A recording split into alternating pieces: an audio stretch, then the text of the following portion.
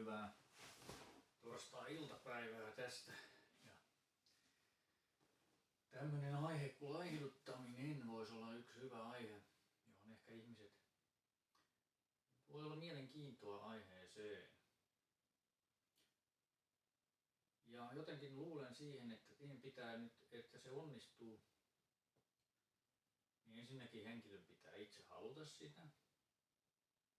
Muuten se ei onnistu. Sitten pitää tunnistaa se syy.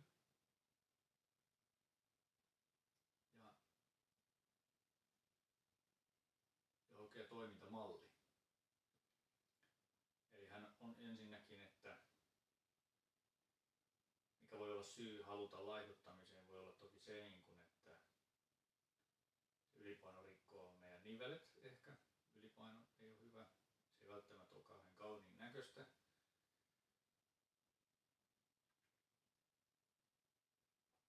Että terveydelliset syyt, että terveet elinvuodet lisääntyisi niin sanotusti.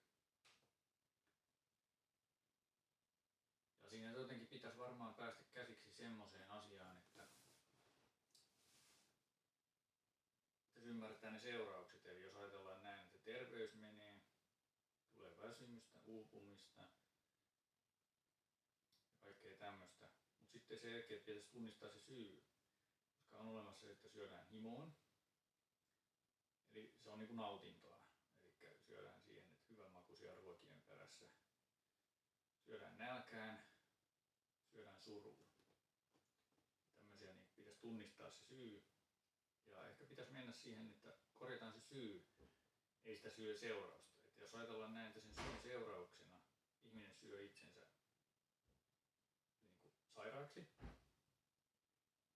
tulee diabetesta ja kaikkea muuta, niin se ei auta mitään, jos me yritetään vaan tarttua siihen pelkkään niin kuin oireeseen, joka voi olla se oire, voi olla se illen syöminen, mutta se syy voi olla suru, se voi olla himo. Eli meidän pitää tarttua siihen. Voi olla myöskin välinpitämättömyys, eli siis niin kuin siitä, että ihminen kokee, että kyllä mulla on oikeus tehdä itse mitä mä haluan ja mä haluan itse nauttia tästä asiasta. Niin okei, sitten sä nautit siitä. Mutta toivon, että kukaan ei niin lapsellisen typerä, että voisi samaan aikaan kuvitella, niin kuin, että sitten ei tarvitse ihmetellä sitä, niin kuin, että nyt on niin kuin eletty nautinnossa ja on niin kuin syöty itsensä sairaaksi. Että sitten kun tulee diabetesta ja tulee nivelvaivaa ja tulee väsymistä, voi tulla burnouttia sen väsymisen seurauksena.